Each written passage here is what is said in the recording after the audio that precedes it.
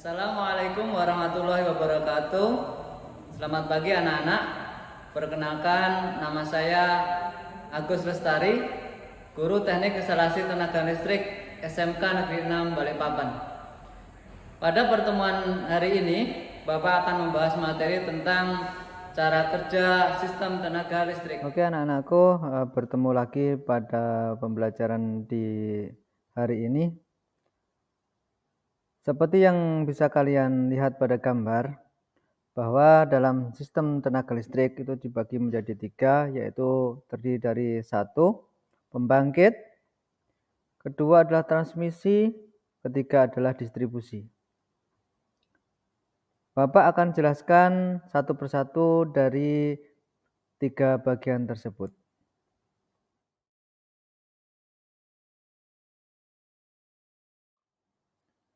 Bagian pertama adalah pembangkit.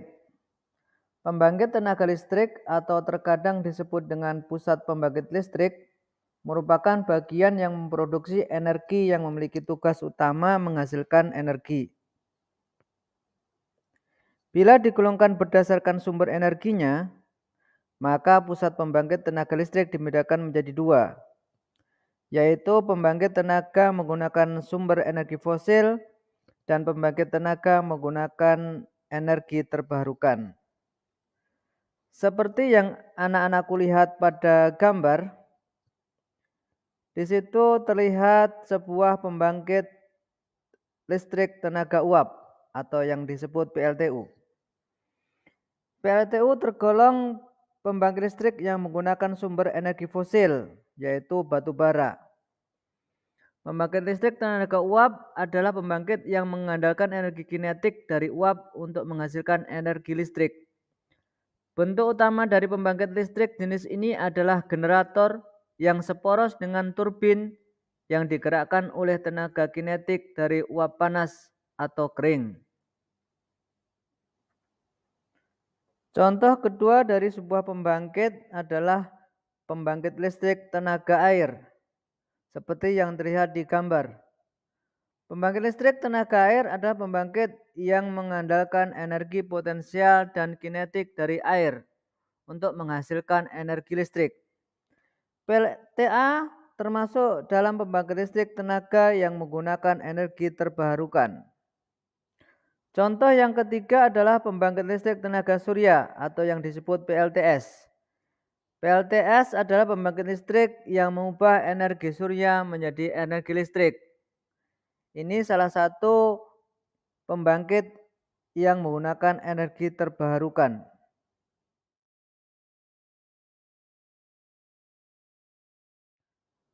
Bagian pertama dari sistem tenaga listrik sudah Bapak jelaskan, yaitu pembangkit. Masih ada beberapa contoh pembangkit yang belum Bapak jelaskan. Nanti anak-anakku bisa mencari referensinya di internet atau di buku cetak. Setelah dari pembangkit, kita akan memasuki transmisi. Di transmisi ada beberapa komponen-komponen penting yang nanti akan Bapak jelaskan. Sistem transmisi. Transmisi diartikan sebagai pengiriman atau penerusan sesuatu dari satu tempat ke tempat yang lain. Dalam sistem tenaga listrik, sistem transmisi adalah proses pengiriman energi listrik dengan jarak yang jauh dan secara besar-besaran dari pembangkit tenaga listrik sampai ke sistem distribusi. Proses pada sistem transmisi ini yaitu menaikkan tegangan dari pembangkit tenaga listrik menjadi tegangan tinggi 150 kV dan tegangan ekstra tinggi 500 kV. Setelah listrik dinaikkan tegangan, maka listrik akan ditransmisikan melalui jaringan udara atau kabel bawah tanah. Seperti yang anak-anakku lihat pada gambar, terdapat beberapa macam saluran udara, yaitu ada SUTR, SUTM, SUTT, SUTET, dan SUTAS. Saluran udara tegangan ekstra tinggi atau SUTET 200 kV sampai 500 kV. Pada umumnya, saluran transmisi di Indonesia digunakan pada pembangkit dengan kapasitas 500 kV, di mana tujuannya adalah agar drop tegangan dari penampang kawat dapat direduksi secara maksimal, sehingga diperoleh operasional yang efektif dan efisien. Akan tetapi terdapat permasalahan mendasar dalam pembangunan SUTET, ialah konstruksi tiang atau tower yang besar dan tinggi, memerlukan tanah yang luas, memerlukan isolator yang banyak, sehingga memerlukan biaya yang besar. Masalah lain yang timbul dalam pembangunan SUTET adalah masalah sosial, yang akhirnya berdampak pada masalah pembiayaan. Saluran udara tegangan tinggi atau SUTT 30 kV sampai 150 kV.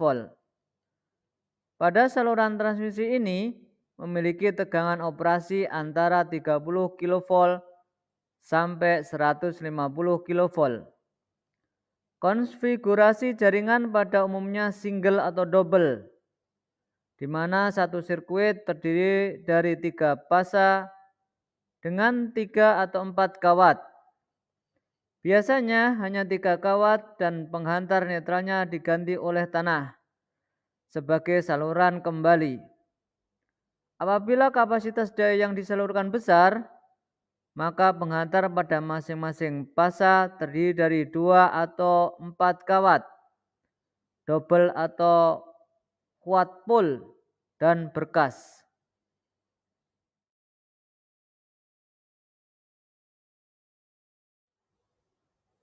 Bagian terakhir adalah saluran distribusi.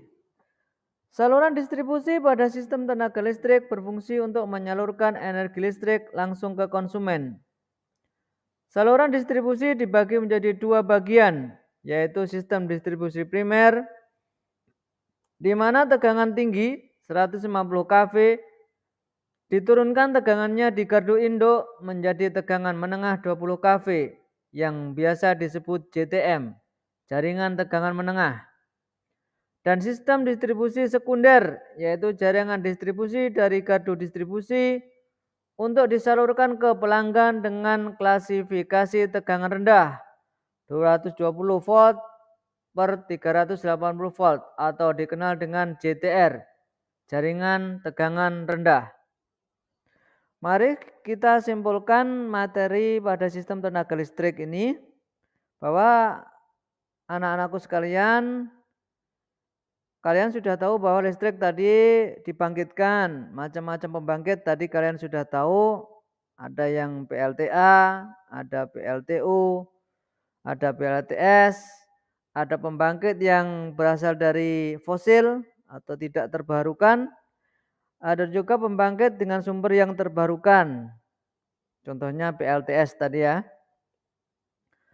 Setelah dibangkitkan maka listrik akan ditransmisikan,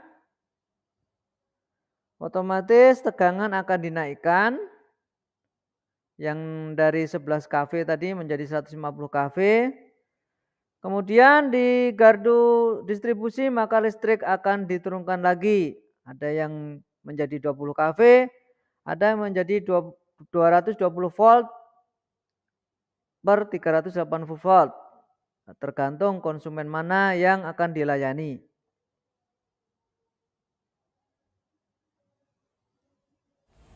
Sekian materi dari Bapak, semoga bermanfaat untuk anak-anakku sekalian. Sampai berjumpa di pertemuan berikutnya. Assalamualaikum warahmatullahi wabarakatuh.